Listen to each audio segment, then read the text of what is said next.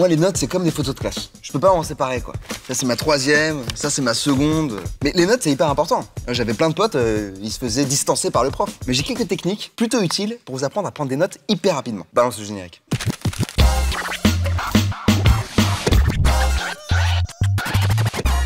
Qu'on soit au collège, au lycée ou même dans les études supérieures, la prise de notes, c'est le nerf de la guerre. Tout simplement parce que les notes, c'est la matière première pour les révisions. Du coup, pour ceux qui n'aiment pas prendre de notes, j'ai une bonne et une mauvaise nouvelle. La mauvaise, c'est qu'il n'y a pas encore d'appli pour faire ça à ta place. Non. Mais la bonne, c'est que ça s'apprend et je vais vous donner des super techniques pour devenir super efficace. C'est parti. À quoi bon prendre des notes puisque je peux taxer celles des autres? Mais en fait, c'est beaucoup moins efficace parce que prendre des notes en cours, c'est déjà faire la moitié du taf. On mémorise beaucoup mieux en associant l'écoute, la vue et l'écrit. Quand on prend des notes, on est déjà dans la mémorisation sans même s'en rendre compte. Et donc, on prend de l'avance sur ses révisions. Mon prof parle encore plus vite que toi. Comment je fais? Alors 1, c'est vrai que je parle un petit peu vite. Et 2, surtout, il ne faut pas noter tout ce que dit le prof. Parce que déjà, c'est quasi impossible à suivre. Et surtout, toutes les informations n'ont pas la même importance. Et justement, prendre des notes, c'est conserver uniquement l'important. Heureusement, les profs laissent souvent traîner de gros indices sur ce qui est important. Quand il annonce le plan du cours, ça on note. Quand il insiste sur les notions clés et les définitions importantes, ça on note. Quand il répète ce qu'il faut retenir ou quand il fait un récap, ça on note. Quand il parle soudain à 2 à l'heure ou qu'il répète 4 fois la même chose avec 4 formulations différentes, ça on note. Quand il dit ça on note, ça on note. Et quand il raconte ce qu'il a mangé la veille ou qu'il a des souvenirs de quand il avait ton âge, ça on... Non, ça non, non, ça c'est pas la peine ça. La première chose à faire, c'est de s'organiser. Déjà, c'est une bonne idée de commencer par indiquer la date, la matière et l'intitulé du cours et de numéroter les pages, histoire de s'y retrouver. Ensuite, tu peux faire apparaître le plan du cours pour être sûr de suivre. Un bon truc aussi, c'est d'aérer entre les lignes pour pouvoir ajouter des notes si besoin. On peut aussi utiliser des couleurs pour hiérarchiser les informations. Par exemple, quand c'est super important, je l'écris ou je le surligne en rouge, ou noir, ou vert, ou bleu. N'importe quelle autre couleur, hein. Enfin, c'est vraiment pas très important, c'est pas... Ensuite, il faut simplifier l'écriture. Là encore, le risque, c'est de se noyer en écrivant des phrases complètes et des mots entiers. Par exemple, tu peux supprimer tous les déterminants des phrases. Ce qui est important, c'est d'utiliser des abréviations ou même des symboles. C'est exactement comme pour écrire un texto. On simplifie les mots en gardant le sens de la phrase. Haha, pété de rire, you only live once, lot of love.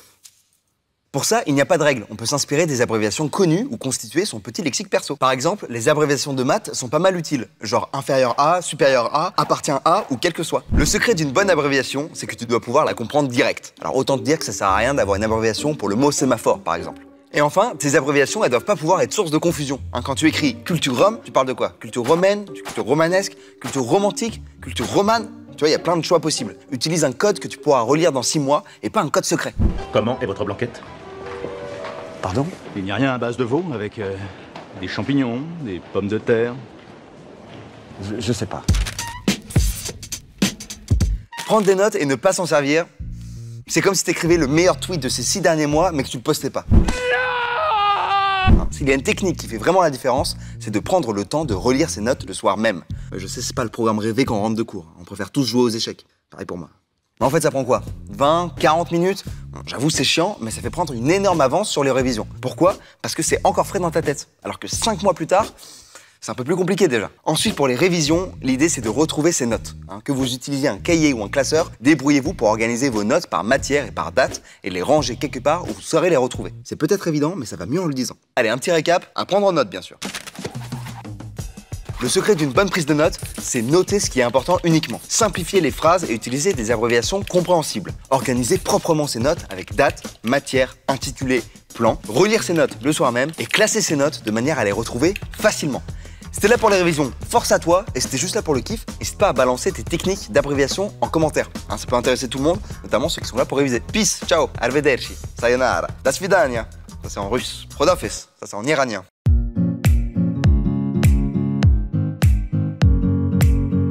En réunion, ordinateur ou le bon vieux bloc-notes en papier? Peut-être que la question vous paraît un peu vintage. La bataille navale d'ordinateurs ouverts est devenue le standard de toutes les réunions de travail. Pourtant, sans faire dans le traditionnalisme de la plume-doigt et de l'encrier, il y a quand même des raisons de se poser la question. Des études de plus en plus nombreuses suggèrent qu'on est plus efficace quand on utilise l'instrument scripteur recommandé par l'éducation nationale. La raison la plus évidente d'abord, c'est la tentation du multitasking, voire de la franche distraction. Tiens, cette notification d'email urgent, Et cette fenêtre Facebook, de quoi on parlait déjà dans cette réunion? Rappelons que les interruptions font baisser notre QI d'à peu près 10 points. Chose amusante d'ailleurs, votre multitasking ne nuit pas seulement à votre performance à vous, mais aussi à celle de vos voisins. Dans un test réalisé par 2 universités, on a pu constater que quand des étudiants utilisent du papier, mais qu'ils sont assis à côté de ceux qui utilisent un laptop, leur note baisse de 11%. Mais il y a plus intéressant. Il semble en fait que le travail de synthèse que nous sommes obligés de faire quand nous prenons des notes à la main favorise la compréhension et l'assimilation. On peut taper assez vite pour tout noter sans comprendre, mais pour écrire, il faut choisir, donc il faut réfléchir. À l'appui de cette thèse, on a pu mesurer que des étudiants de Princeton et de UCLA, affectés aléatoirement à un groupe où ils doivent prendre des notes à la main, ou au contraire à un groupe où ils doivent travailler de manière électronique, comprennent et retiennent bien mieux le contenu d'une conférence quand ils sont dans le groupe low-tech.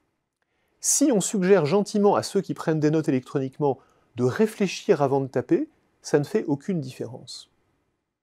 Dans une autre étude récente, les chercheurs ont suivi des étudiants, là aussi affectés aléatoirement à une méthode ou à l'autre, pendant 6 mois. L'écart de performance entre les deux groupes devient alors très significatif.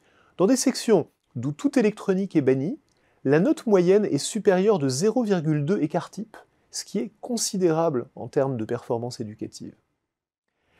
Comment sait-on que cet effet provient d'une meilleure assimilation et pas seulement du multitasking évité et donc de la distraction évitée? C'est simple. Dans certains des groupes de la dernière étude citée, les étudiants pouvaient utiliser des tablettes, mais les tablettes étaient posées à plat et visibles du prof, ce qui leur interdisait tout multitasking parce qu'on les surveillait. Et là non plus, il n'y a aucune différence. Même concentrés à 100% sur la prise de notes électroniques, ils sont moins bons que ceux qui écrivent à l'ancienne. Les implications ne sont pas négligeables parce que l'écriture manuelle est un art qui se perd, et pas seulement dans vos salles de réunion. Aux États-Unis, les 2/3 des personnes interrogées récemment avouaient qu'elles n'avaient rien écrit à la main depuis au moins 6 mois. L'apprentissage de l'écriture cursive aux États-Unis n'est plus obligatoire, et 85% des élèves qui passent les SAT, c'est-à-dire l'équivalent du bac, répondent aux rares questions qui ne sont pas des QCM en écrivant en majuscules, comme les corbeaux qui envoient des lettres anonymes dans les films de série B. Vous pensez que tout ceci ne s'applique pas à vous? Certes, ces études sont faites sur des étudiants, mais faites-leur confiance. Ils sont plus rapides sur leurs ordinateurs et plus entraînés que vous pour le multitasking. S'il y a une différence, elle n'est donc peut-être pas à votre avantage. Sauf bien sûr, si la réunion où vous prenez des notes ne sert de toute façon à rien. Par les temps qui courent, on vous pardonnerait presque de le penser.